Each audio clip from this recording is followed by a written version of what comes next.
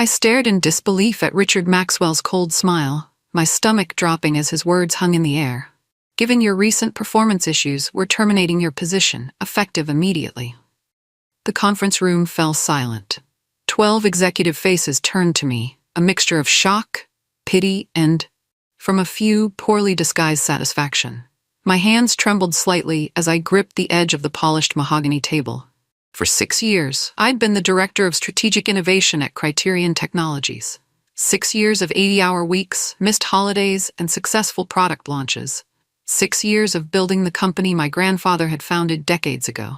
Richard slid a manila folder across the table. Your termination package. Security will escort you out. My throat tightened as I opened it. Inside was a termination letter, dated 9 days ago. He'd planned this humiliation all along. Any questions, Ava? Richard asked, his voice dripping with mock concern. His perfectly pressed suit and practiced sympathetic expression couldn't hide the triumph in his eyes.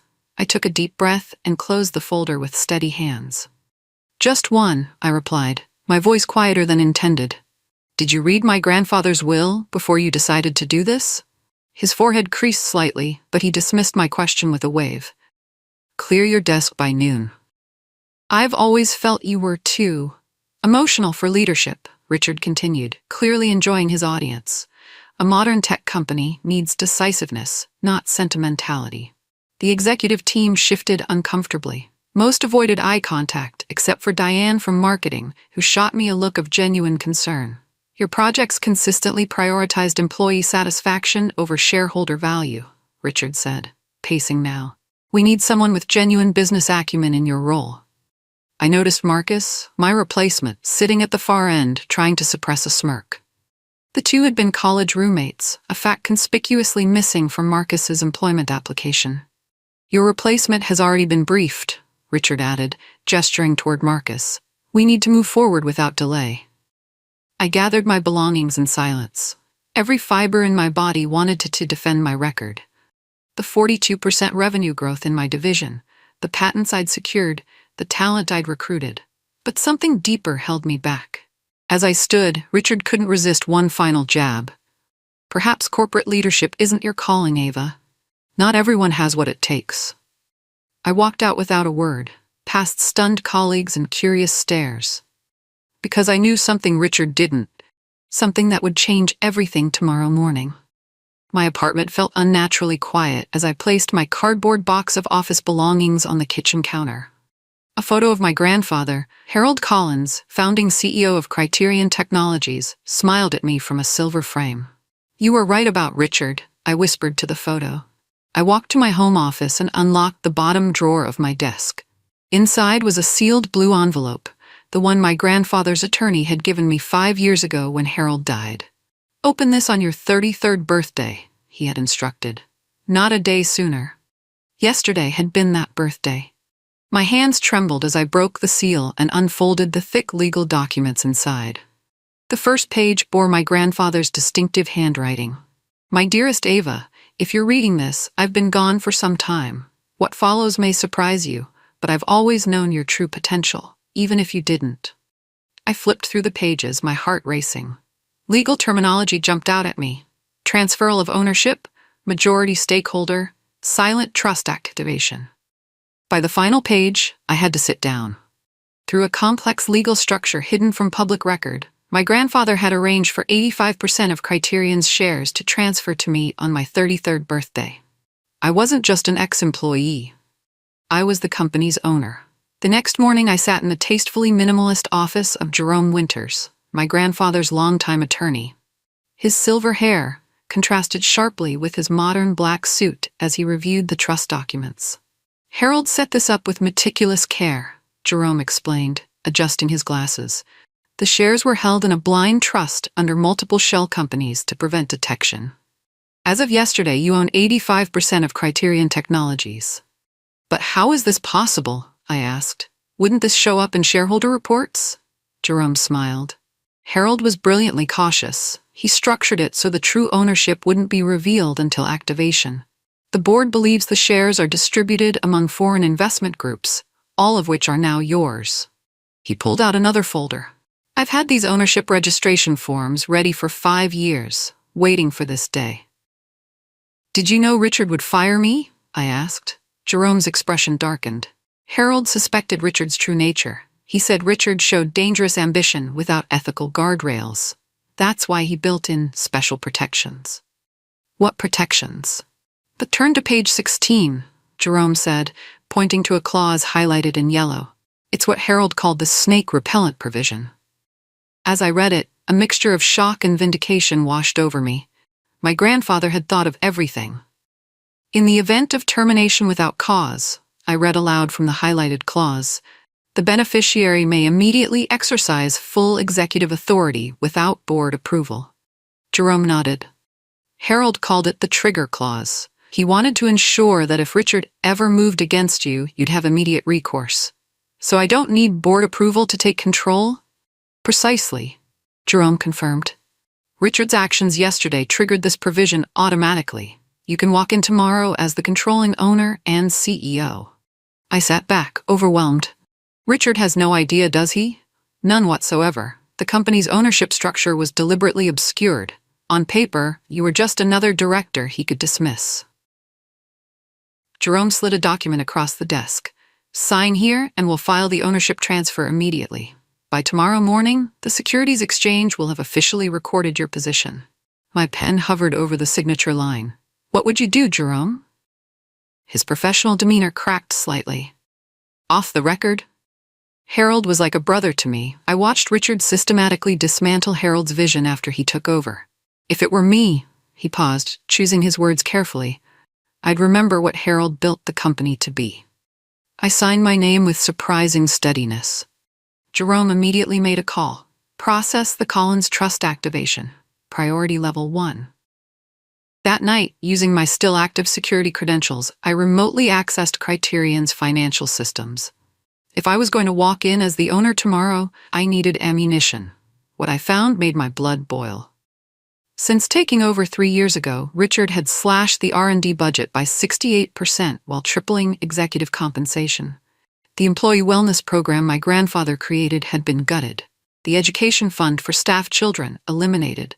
I discovered a suspicious $742,000 payment labeled Strategic Leadership Consulting to a company called Maxwell Ventures. A quick search revealed Richard had formed this company 2 years ago.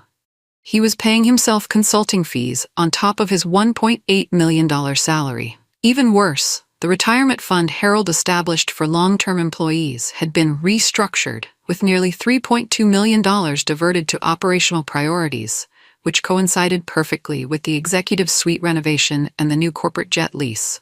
The company's retention rate had plummeted from 94% under my grandfather to just 62%. Exit interviews cited toxic leadership and abandonment of company values as primary reasons. At 2 a.m., I compiled everything into a comprehensive report. Then I found something that made me pause. A buried HR complaint about Richard from Eliza Castor in accounting, marked resolved despite her subsequent resignation. I made a note to find Eliza tomorrow. This wasn't just about reclaiming my position anymore. This was about saving my grandfather's legacy. The board is completely in the dark, Jerome confirmed over breakfast. They've been fed carefully filtered information for years. We sat in a quiet corner of a cafe 3 blocks from Criterion's headquarters, reviewing our strategy. Richard's been systematically replacing board members loyal to your grandfather, Jerome explained. Of the original 9, only Martin Chen remains. The others are either Richard's business school connections or people who owe him favors. Will they fight back when I walk in? I asked. Jerome shook his head. They can't. With 85% ownership, you can replace the entire board if you choose. Some may resign immediately to save face. And legally? We're bulletproof. I've had outside counsel review everything. Your grandfather's documentation is impeccable. Jerome checked his watch. The SEC filing was processed at 6 a.m. It's official now. My phone buzzed with a news alert. The business press had already caught wind of the ownership change. The headline read, Mysterious Ownership Shift at Criterion Technologies. Shares jump 8%. Richard will see this any minute, I said. Jerome's eyes glinted. He'll be scrambling to understand what's happening. By the time he pieces it together, you'll already be walking through the door. I took a deep breath. I'm not just going to take back control, Jerome. I'm going to fix what he broke. Harold would expect nothing less, he replied with a satisfied smile. Before heading to Criterion, I made one crucial stop, a coffee shop in the Arts District, to meet Eliza Castor, the former accounting director who'd filed that HR complaint. Eliza was nervous, constantly checking the door as she spoke. After I raised concerns about the financial reporting, Richard called me into his office. He told me I was being unnecessarily thorough and that some details were best left uncatalogued. What details specifically? I asked. Revenue projections were inflated by including pending deals that had minimal chance of closing. R&D write-offs were being manipulated. And the worst part, they were using the employee healthcare fund as a slush fund for executive perks. She slid a flash drive across the table. I kept copies of everything. I thought about going to the SEC, but Richard made it clear my career would be over. I pocketed the drive. Why are you telling me this now? Eliza's expression hardened. Your grandfather gave me my first job out of college. He believed in me. When I saw the news about the ownership change this morning, I prayed it might be you. As she left, she paused. There's something else you should know. Richard's planning a major outsourcing move next month, laying off 40% of the development team. The presentation is on the drive. I thanked her and headed toward Criterion's glass tower, the flash drive feeling impossibly heavy in my pocket. The damage was worse than I'd imagined. I arrived at Criterion at 10:30 a.m. using my still-active badge to enter through the side entrance. No one paid much attention, just another ex-employee collecting personal items, they assumed. I headed straight to Human Resources, where my friend Denise had worked for 12 years. When she saw me, her eyes widened. Ava? What are you? I cut her off gently. I need to see all HR complaints against Richard Maxwell for the past 3 years. The full files, including the ones marked resolved. She hesitated. Those are restricted. I could lose my... I own the company now, Denise, I said quietly, showing her the legal documentation on my phone. I need to see everything. Her jaw dropped, but she recovered quickly. Follow me. In a back room, she unlocked a cabinet and pulled out a thick folder. Richard insisted these be kept in physical form only, no digital copies. Inside were 27 complaints, ranging from verbal abuse to clear sexual harassment. Each marked resolved with a signature from Richard himself. No independent review, no follow-up. Most complainants were either fired or quit within 3 months, Denise whispered. There's one more thing. She hesitated, then pulled a memory card from her wallet. Security footage from the holiday party. I kept it because, well, you'll see. On my phone, the video showed Richard cornering a young developer, his hand inappropriately placed on her waist as she tried to step away. The date stamp was just 2 months ago. Her complaint disappeared completely, Denise said. She was transferred to the Singapore office the next week. I pocketed the memory card. Thank you, Denise. Now, where's the boardroom? From Denise's computer, I sent an email to the entire executive team and board of directors. Emergency leadership meeting, boardroom A, 12 p.m. today. Attendance mandatory. Ava Collins. Within minutes, my phone exploded with messages. Most expressed confusion. Richard's message was more direct. You're trespassing on company property. Security has been notified. I smiled and typed back, I suggest you check with corporate counsel before making threats. See you at noon. I needed one more ally before the confrontation. I found Thomas Gardner, the chief technology officer, in his office. He'd been my grandfather's right-hand man for decades, gradually sidelined under Richard's leadership. His bushy eyebrows shot up when I walked in. Ava? What the hell? I closed his door. I own Criterion now, Thomas. 85% of it. He stared at me, then burst into laughter. Harold, you magnificent bastard, he said to the ceiling. I knew you had something up your sleeve. I need you with me at noon, I said. Richard won't go quietly. Thomas's expression turned serious. That snake has been dismantling everything we built. The innovation pipeline is dead. Morale is at rock bottom. He stood up, straightening his rumpled shirt. Just tell me what you need. As we walked to the boardroom, employees stared and whispered. News was spreading. A few smiled cautiously at me, hope flickering in their eyes. The boardroom door loomed ahead. Inside, I could hear Richard's raised voice demanding explanations. The halls buzzed with whispers as I moved through the office. Employees stared openly, some confused, others hopeful. My phone kept vibrating with texts. Is it true? Are you back? Diane from marketing. OMG, they're saying you own the company? Sam from product. Richard is freaking out. He's been on the phone with lawyers for an hour. Anonymous. The most satisfying message came from my former assistant, Zoe. He thought you left the country. He's been telling everyone you had a breakdown and moved to Bali. His face when he saw your email, priceless. I stopped by my old office, now Marcus's, finding it empty, except for a half-unpacked box. My design awards had been removed from the shelves, replaced by his business school diploma and a signed football.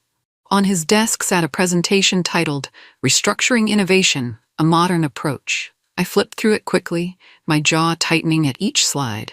It was a plan to dismantle my entire department, outsource the development team, and pivot to acquisition rather than innovation.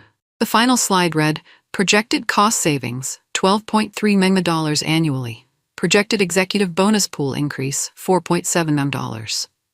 I photographed each page, then noticed a post-it note on his calendar. Lunch with R, discuss board seat. So Richard had promised him a board position too. The corruption ran even deeper than I'd suspected. I left a single business card on his desk chair. It featured my grandfather's favorite quote, innovation without integrity is just expensive deception. With an hour before the meeting, I slipped into Martin Chen's office. As the last remaining board member from my grandfather's era, he was my best hope for an ally in the coming confrontation. Martin looked up from his computer, his eyes widening. Ava?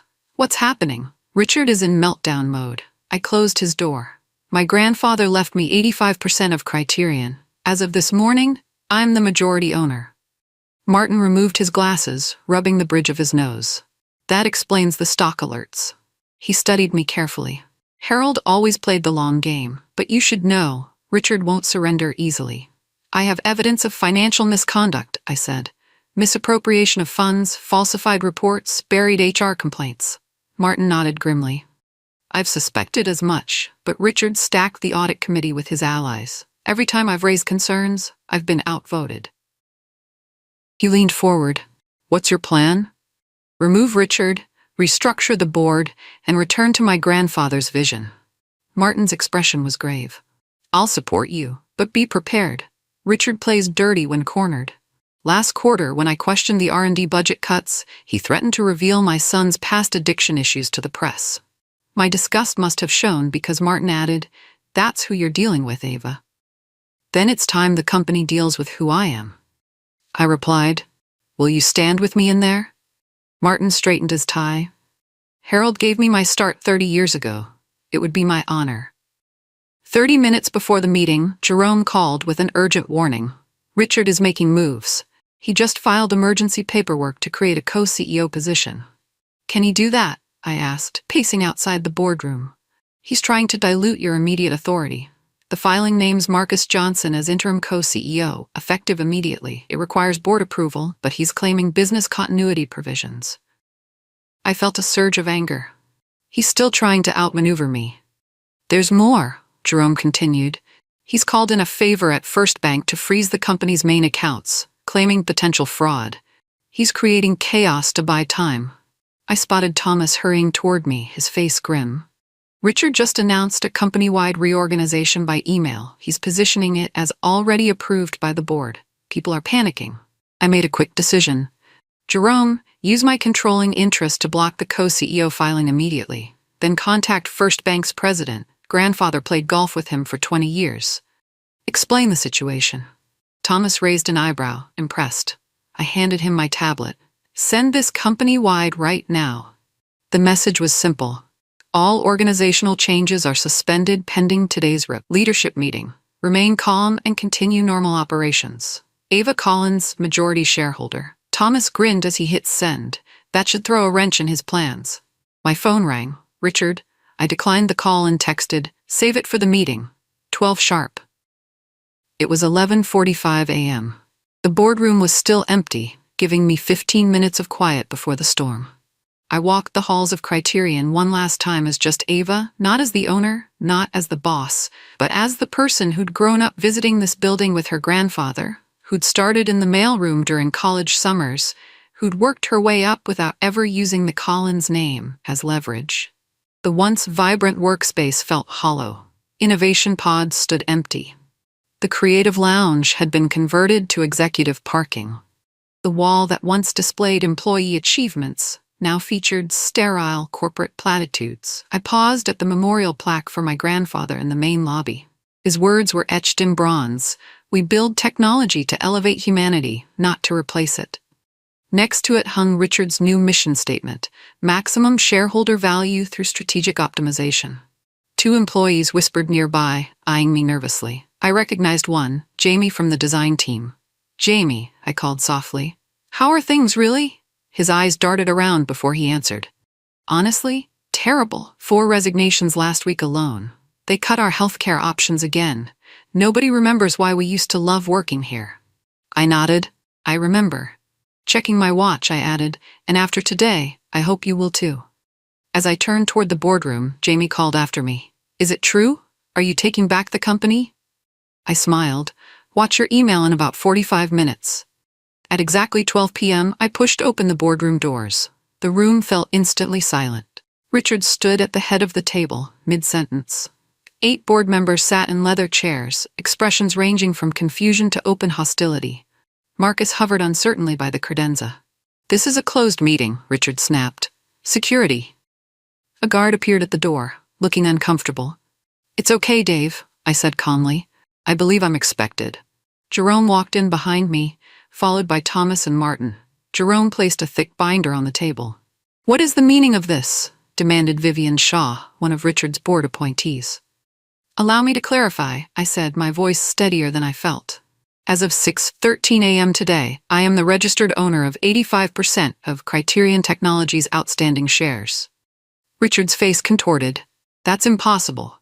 The majority shares are held by shell companies ultimately controlled by Harold Collins' estate," Jerome interrupted, sliding documents across the table. "Which, as of yesterday, Miss Collins' 33rd birthday, transferred completely to her." The room erupted in overlapping voices. Richard's face had drained of all color. "This is some kind of trick," he finally managed. "The SEC filing is complete," Jerome stated flatly.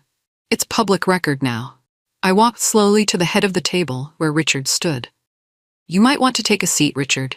You're in my chair."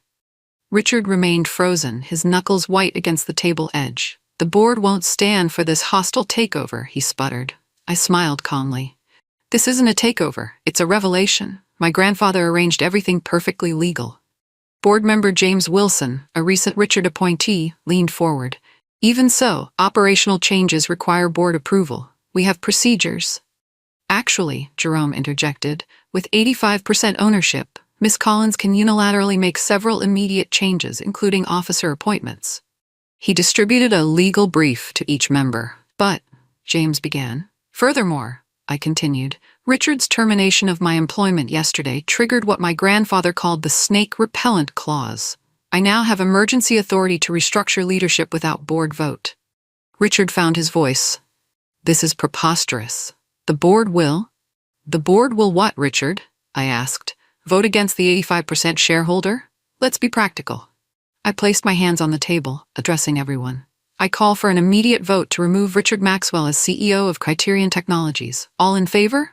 I raised my own hand, followed quickly by Martin. Thomas, though not a board member, raised his hand in solidarity. The others sat frozen. "With my 85% voting share, the motion passes overwhelmingly," I stated. "Richard, you are relieved of your duties, effective immediately." The room fell deadly silent. Richard's face cycled through shock, rage, and finally dawning comprehension of his complete powerlessness. "You can't do this," he whispered. "I just did," I replied. "Security will escort you out, just as you arranged for me yesterday." Richard's face flushed deep red. "This is a disgrace. I built this company into what it is today." "You dismantled what my grandfather built," I corrected him. "The real disgrace is what you've done to his legacy." He turned to the board members. "Are you all going to sit there while this inexperienced girl stages a coup?" No one met his eyes. Even his staunchest allies recognized the new reality. "Dave," I called to the security guard still standing awkwardly by the door. "Please escort Mr. Maxwell to clear out his office. He has until 3 p.m. Richard glared at Dave. "Don't you dare touch me. I sign your paychecks." "Actually," I said quietly, "I do now." Dave stepped forward respectfully. "Sir, if you'll come with me?" Richard grabbed his leather portfolio, knocking over his water glass. "You'll regret this," he hissed at me. "I have friends in this industry, powerful friends." "So did my grandfather," I replied evenly. As Richard stormed toward the door, he turned back for one last shot. "You're making a catastrophic mistake. The shareholders will crucify you." I couldn't help smiling. "I am the shareholder, Richard, and I've never been more certain of anything." The door slammed behind him. In the sudden silence, I surveyed the stunned faces around the table. "Now," I said, taking the seat at the head of the table, "let's discuss the future of Criterion Technologies." By 3 p.m., I'd established an emergency audit team in the main conference room. 4 trusted employees from finance and operations sat around a table covered with laptops and spreadsheets. "Full financial transparency is our first priority," I explained. "I want every transaction over $10,000 from the past 3 years reviewed." Lisa from finance raised her hand tentatively. "Even the executive compensation packages?" "Especially those." I confirmed. "And the special project accounts Richard controlled directly." News of Richard's removal had spread like wildfire. Employees gathered in small groups, whispering cautiously. Some looked hopeful, others seemed worried about more upheaval. Jerome entered with a grim expression. 3 executive resignations just hit my desk. CFO Bradley Turner, COO Philip Reeves, and Head of Legal Sarah Winters. I nodded. Richard's closest allies. They see the writing on the wall. Their resignation letters cite personal reasons, but they're clearly jumping ship before the audit finds anything, Jerome added. "Let them go," I said, "but freeze their stock options and pending bonuses until we complete our review." By evening, the audit team had already flagged 17 suspicious transactions, including a $1.2 million market research payment to a company owned by Richard's brother-in-law. "This is just the beginning, isn't it?" I asked Thomas as we reviewed the preliminary findings. He sighed heavily. "The rot always spreads from the head, Ava. Harold knew that. It's why he trusted you to clean house." Day 2 as owner began with a company-wide email. To the Criterion family. Yesterday marked a return to our founding principles. Change is coming. Not to diminish, but to rebuild. I'm scheduling individual meetings with every department this week. Bring your honest feedback and ideas. This is your company too. Ava Collins, CEO.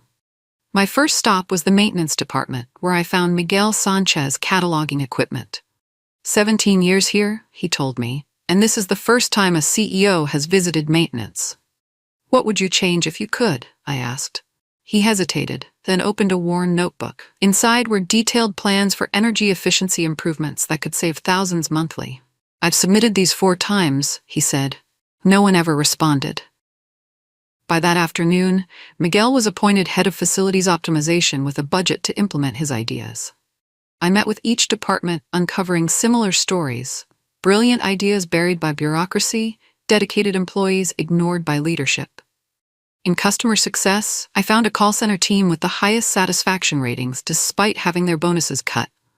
In their break room hung a makeshift wall of wins with customer thank you notes. "Richard ordered us to take it down," their manager explained. "Said it was unprofessional. We just moved it in here." "Move it back out," I said, "and double its size." By day's end, I'd identified a dozen employees for immediate promotion, people who'd kept Criterion's heart beating despite everything. Thomas grinned as I shared the new org chart. Harold would love this. Talent rising from within, just like the old days. On my 3rd day, HR Director Denise knocked on my office door. "We found something you need to see." She placed a sealed envelope on my desk. This was hidden in a restricted HR file. It's a settlement agreement with Lucia Mendez, a former developer. She filed a sexual harassment complaint against Richard last year. The documents revealed a $175,000 payment in exchange for Lucia's silence, coupled with a veiled threat about her immigration status if she spoke out. "There are 4 more like this," Denise added quietly. all sealed with NDAs and threats. My blood boiled. Contact these women, tell them the NDAs are void, we won't enforce them. Offer to make things right, however they need. Later that day, Jerome brought more disturbing news. Richard had been collecting personal information on board members, gambling debts, medical issues, family problems, using it as leverage to ensure compliance. He kept detailed files, Jerome explained, essentially blackmail material. I faced a critical decision: expose Richard's behavior publicly or handle it quietly. After careful consideration, I opted for strategic transparency. I sent the evidence of financial misdeeds to the SEC with a formal statement, while keeping the personal blackmail materials private, informing only those targeted. The business press caught wind of the SEC filing. Headlines appeared. Criterion Technologies self-reports financial irregularities under new leadership, and tech giant's dramatic shift. Collins Air takes reins, uncovers discrepancies. I wasn't interested in scandal or revenge. I wanted accountability with minimal collateral damage. By the end of my first week, the initial shock had given way to cautious optimism throughout Criterion. I gathered the entire company in the main atrium, standing on the same stairs where my grandfather had delivered his annual addresses. For years, this company lost its way, I began. Today, we return to our foundations. I announced the immediate restoration of cut benefits, full healthcare coverage, flexible work arrangements, education assistance, and paid parental leave. The R&D budget would be doubled. The offshore outsourcing plan was canceled. And 5% of quarterly profits would be distributed as employee bonuses, just as my grandfather had done. We're also instituting a new policy, I continued. Every executive, including me, will spend 1 day monthly working alongside different departments. We can't lead what we don't understand. The applause started slowly, then built to a thunderous roar. I spotted tears on several faces, veteran employees who remembered the company's better days. That afternoon, the internal messaging system exploded with activity. The most shared message simply read, "She's actually doing it. Criterion Rebirth." Technical lead Raj approached me hesitantly after the announcement. "I have a side project our team's been developing in off hours." Richard shut it down, but we kept working on it anyway. It was an accessibility platform that could help disabled users interact with technology more naturally, exactly the kind of meaningful innovation my grandfather had championed. "Present it Monday," I told him, with a full budget request. After 2 exhausting weeks of restructuring, I finally had a moment to properly settle into the CEO office. I'd left much of my grandfather's original furniture in place: the oak desk, the worn leather chair, the wall of books on innovation and leadership. As I organized the desk drawers, my fingers caught on something underneath the center drawer, a hidden compartment. Inside was a sealed envelope with my name written in my grandfather's distinctive script. My hands trembled as I opened it. "My dearest Ava, if you're reading this, you've discovered not just my shares, but also my faith in you. You're sitting where I sat for 30 years, facing challenges I cannot predict but know you can overcome. They will try to change you. They will say growth requires compromise, that profit justifies method. They will call your compassion weakness and your integrity outdated. Don't believe them. I built Criterion not to be the biggest or the richest, but to be the best for our customers, our employees, and the world that uses our technology. Success without purpose is just elegant failure. When they try to erase you, show them you were never written in pencil. The company is yours now, in every sense. Make it reflect the best of who you are. With eternal pride and love, your grandfather, Harold." Tears streamed down my face as I carefully refolded the letter. In that moment, I felt his presence so strongly it took my breath away.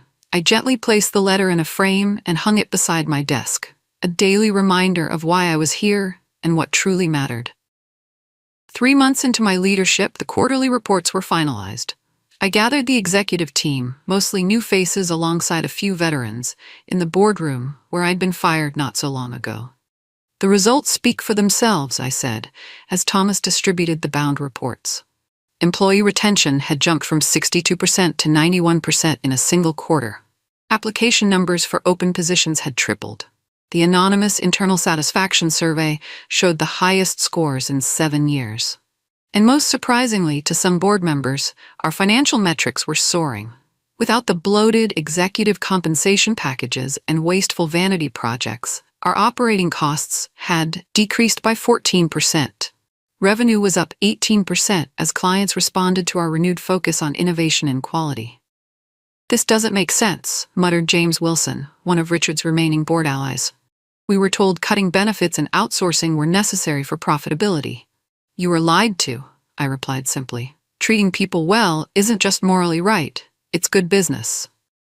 As the meeting concluded, my assistant handed me a message. Lucia Mendez, one of the women who'd settled harassment claims against Richard, had accepted our offer to return as engineering director. Most gratifying of all was an email from Clayton Venture Partners, a major investor who had pulled out during Richard's tenure. "We're impressed with Criterion's transformation. We'd like to discuss reinvesting, specifically in your accessibility initiatives. This is the company we always believed in." I forwarded it to the team with just 3 words: integrity pays dividends. 6 months after taking control, I called an extraordinary board meeting. The boardroom looked different now, remodeled to include a wall showcasing employee innovations rather than executive portraits. "Today, I'm proposing a structural change," I announced to the reconstituted board, now balanced with industry veterans, employee representatives, and genuine leadership experts. Martin Chen smiled knowingly. He'd been instrumental in helping rebuild our governance. "I'm creating a new position, chairperson of the board, separate from the CEO role," I explained. "This will ensure permanent checks and balances in our leadership structure." I displayed my proposal on the screen, highlighting increased transparency requirements and ethical guidelines that would be binding for all future executives. "And who do you recommend for this position?" asked Dr. Lakshmi Patel, our newest board member. "I'm nominating Martin Chen," I replied. "His institutional knowledge and proven integrity make him ideal." The vote was unanimous. As Martin accepted the position, he pulled a small wooden box from his briefcase.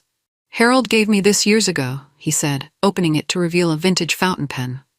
"He told me to keep it until Criterion returned to its true path." He handed it to me with evident emotion. "He'd be so proud, Ava." Later that afternoon, the Wall Street Journal published a feature, Criterion's Renaissance: How Ava Collins Transformed a Toxic Culture into a Thriving Enterprise.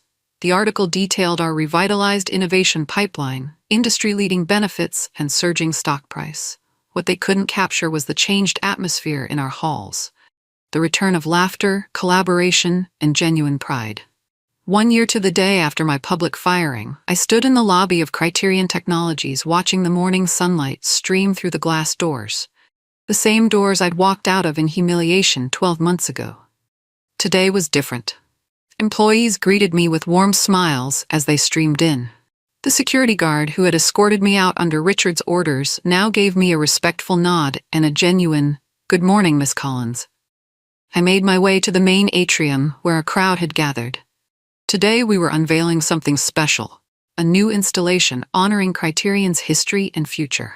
As the cloth covering fell away, gasps and applause filled the air. The mural showed 2 figures side by side, my grandfather Harold in his prime, and me as I am now, both looking forward with the same determined expression and subtle smile. Between us were the words, "Innovation with integrity, the Collins legacy continues." Thomas stood beside me, misty-eyed. "Full circle," he whispered. I thought about everything that had transpired in 1 short year. Richard was now facing SEC charges for financial improprieties. Marcus had quietly disappeared into obscurity. Meanwhile, Criterion was thriving. Our stock had doubled. Our new accessibility platform was changing lives, and industry publications had named us Most Innovative Workplace for the first time in a decade. As I addressed the gathering, I caught sight of a framed news clipping we'd added to the lobby. "Fired and humiliated. Now she owns the company." The headline made me smile. 1 year ago, I walked out those doors with nothing but a cardboard box, I told the assembled employees. Today, I stand before you with everything that truly matters. A company with heart, a team with purpose, and a future limited only by our imagination.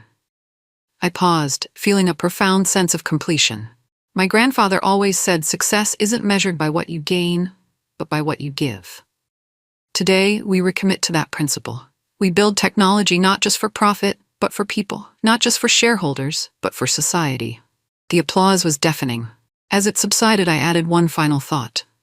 In business, as in life, the most powerful force isn't ambition or cunning, it's integrity. When you stand on principle, you may not always win quickly, but you will win completely. I glanced up at the mural, at my grandfather's familiar smile, and felt an overwhelming sense of peace. Richard had taken my job, but in doing so, he had given me something far greater, my purpose. I had walked in with nothing. I had left with everything,